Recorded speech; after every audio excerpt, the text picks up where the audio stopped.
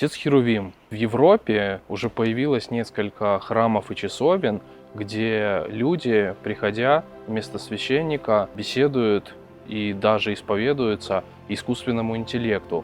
Как вы считаете, могут ли нейросети заменить духовную беседу со священником? Именно в духовных беседах священника искусственный интеллект заменить не сможет. Оправданность в использовании искусственного интеллекта есть. Конечно, это доступность, доступ к информации, к объемам, массивам информации, просто, грубо говоря, по щелчку пальца. И, такая некого рода анонимность, потому что люди порой боятся из-за стыдливости исповедовать свои грехи перед живым человеком.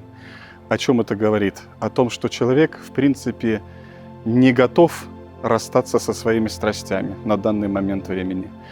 А в живом общении только является Христос. Где двое или трое собраны во имя Мое, там и я посреди вас, сказал Господь. И беседа с искусственным интеллектом никакой духовной пользы не принесет.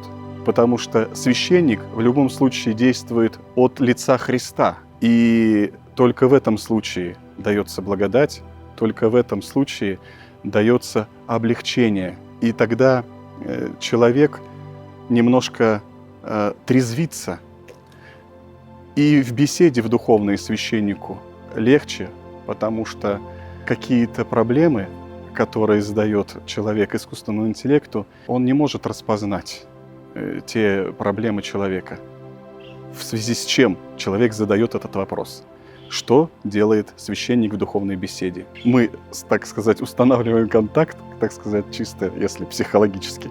И общение проистекает не только лишь напрямую, но и в контекстах.